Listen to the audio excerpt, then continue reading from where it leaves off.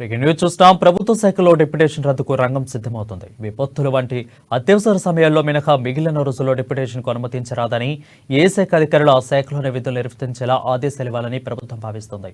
ఈ మేరకు అన్ని శాఖల్లోనే డిప్యుటేషన్ వివరాలు ఇవ్వాలని ఆదేశించింది. రవాణా తదితర శాఖల అదనపు విధులు బాధ్యతల విధానాన్ని రద్దు చేసినట్లుగానే అన్ని శాఖల్లో డిప్యుటేషన్ రద్దుపై ఈ నెలలోనే ఉత్తర్వులు జారీ అయ్యే అవకాశాలున్నాయని తెలిసింది. ప్రస్తుతం రాష్ట్రంలో 1000 మందికి పైగా అధికారులు 5 ఏళ్లకు మించి డిప్యుటేషన్లో కొనసాగుతున్నారు.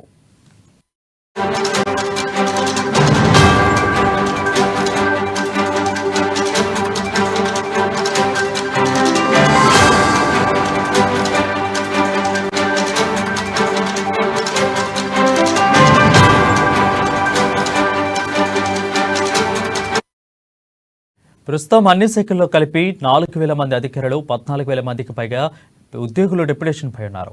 హైదరాబాద్ కేంద్రంలోనే దాదాపు 8,000 మంది వివిధ హోదాల్లో ఇలా పనిచేస్తున్నారు. మంత్రులు, అధికారుల వద్ద ప్రత్యేక అధికారులు, వ్యక్తిగత కార్యదర్శులు, వ్యక్తిగత సహాయకులు 70% మంది డిప్యుటేషన్పై ఉన్నవారే కావడం గమనార్హం. అన్నిటికంటే ఎక్కువగా విద్యాశాఖ నుంచి ఉపాధ్యాయులు, ఉద్యోగులు ఇతర శాఖల్లో డిప్యుటేషన్పై పనిచేస్తున్నారు. అలానే సహకార శాఖలోని అధికారులు ఎక్కువ మంది ఇతరుల శాఖలో ఉన్నారు. ఇక పురపాలక శాఖలోని ఉద్యోగుల్లో 10% పైగా ఇతర శాఖల నుంచి వచ్చిన వారే. పశుసంవర్ధన, అదేవిధంగా వ్యవసాయ శాఖ నుంచి దాదాపు 1000 మందికి పైగా ఉద్యోగులు ఇతర శాఖల్లో ఉన్నారు. దీనిపై మరింత సమాచారం మా ప్రతినిధి రాంబాబు అందిస్తారు. రాంబాబు, చెప్పండి.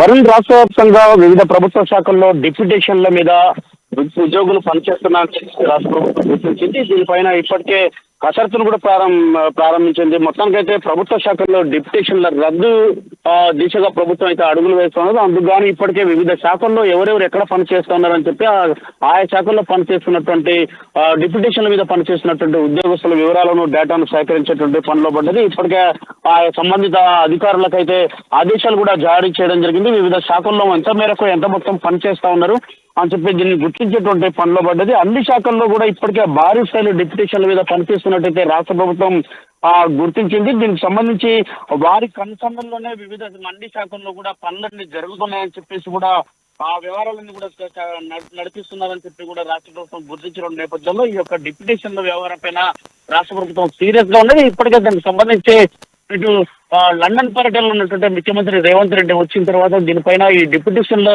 సంబంధించినటువంటి అంశం పైన సిఎస్ శాంతికుమారి ఇటు ఉన్నతాధికారులు కూడా రేవంత్ రెడ్డితో మాట్లాడేటువంటి అవకాశం ఉంది. ఇప్పటికే వివిధ శాఖల్లో పనిచేస్తున్నటువంటి అందరూ కూడా ఏ శాఖల్లో పనిచేస్తారో వాళ్ళందరూ కూడా అదే శాఖల్లో పనిచేయాలని చెప్పి అత్యవసరం అయితే తప్ప, అంటే విపత్తుల సమయంలో కానీ లేకపోతే పంట అత్యవసర సమయంలో కానీ డిప్యుటేషన్లు ఉపయోగించుకోవాలి కానీ అనవసరంగా డిప్యుటేషన్లను అనుభవించరాదని చెప్పేసి రాష్ట్ర ప్రభుత్వం గుర్తు చేసింది. దీనిపైన కసరత్తును అయితే ప్రారంభించింది. మొత్తానికైతే రాష్ట్ర వ్యాప్తంగా కూడా వేలాది సంఖ్యలో ఈ యొక్క డిప్యుటేషన్లు మీద ఉద్యోగస్తులు పనిచేస్తున్నారు. ముఖ్యంగా మున్సిపల్ శాఖలో కానీ విద్యాశాఖలోనే అత్యధిక స్థాయిలో ఇక్కడ డిప్యుటేషన్ల మీద పనిచేస్తున్నారని చెప్పేసి గుర్తించినట్టు తెలుస్తా ఉన్నది. మొత్తానికైతే వివిధ శాఖల్లో పనిచేస్తున్నటువంటి ప్రతి ఒక్కరిని కూడా ఎక్కడైతే ఉద్యోగం పోస్టింగ్ వచ్చిందో అక్కడే పనిచేయాలని చెప్పేసి, అదేవిధంగా డిప్యుటేషన్ల మీద వెళ్ళరాదని చెప్పేసి ఆ అధికారులు కూడా, పై అధికారులు కూడా ఎవరు కూడా ఈ డిప్యుటేషన్లకు సంబంధించినటువంటి వ్యవహారంలో జోక్యం చేసుకోకూడదని ఇప్పటికే మొత్తం 5 స్థాయి అధికారులు మాత్రమే ఈ యొక్క డిప్యుటేషన్ లో పనిచేస్తున్నారని చెప్పేసి ప్రభుత్వం గుర్తించినటువంటి నేపథ్యంలో ఈ యొక్క డిప్యుటేషన్ల పైన